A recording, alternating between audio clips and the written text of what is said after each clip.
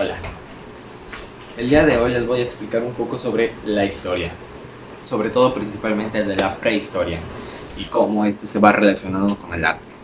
Cómo el arte y el ser humano fue uno mismo desde el inicio de los tiempos y cómo esto fue evolucionando hasta una época más actual y cómo esto se ha relacionado con hoy en día.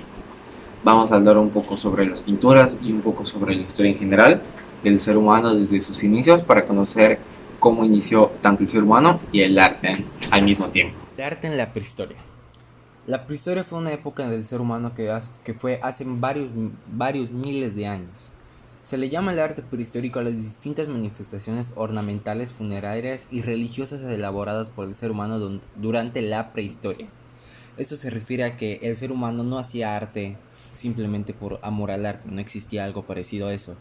Eran manifestaciones artísticas que representaban a momentos religiosos o a funerales de personas que ya habían fallecido. Eran principalmente elementos de ese estilo para poder realizar el arte en esas épocas, junto con pinturas sobre animales o sobre ellos mismos cazando esos animales, como un tipo de bitácora sobre sus casas o lo que ellos hacían. Los pintaban sobre paredes de piedra.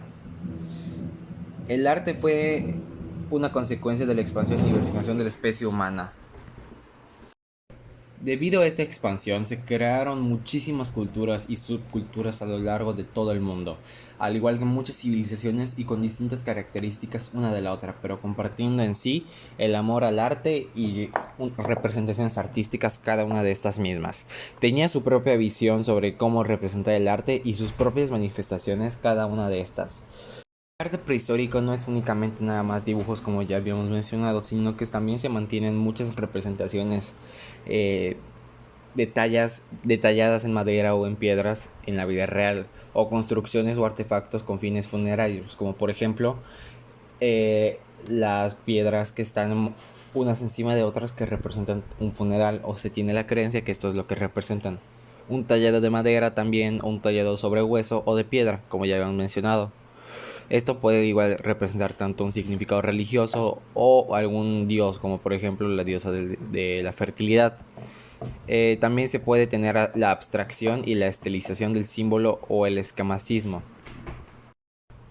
El arte prehistórico se divide en tres etapas más importantes durante este tiempo de historia. El primero de esos es el arte paleolítico. Es el primero del que hablamos y se refiere a las manifestaciones de pinturas en las paredes con piedras o con materiales muy primitivos para esa época. Eran principalmente de este estilo y estos tienen dos tendencias principales. El primero es el arte parietal y el segundo el arte mobiliar. Después existe el arte mesolítico, que se refiere a una transición entre la época paleolítica y la neolítica. Podemos tener como ejemplo a la franja oriental de España, donde se representan escenas de rituales mediante figuras esquemáticas que representan este tipo de rituales. Y por último tenemos al arte neolítico. Este es cuando el ser humano dejó de ser se comenzó a ser sedentaria y empezó a estar en lugares fijos y comenzó con este nuevo estilo de vida. Pudieron conocer nuevos estilos de arte. Aquí fue cuando conocieron la cerámica y el fruto del horneado.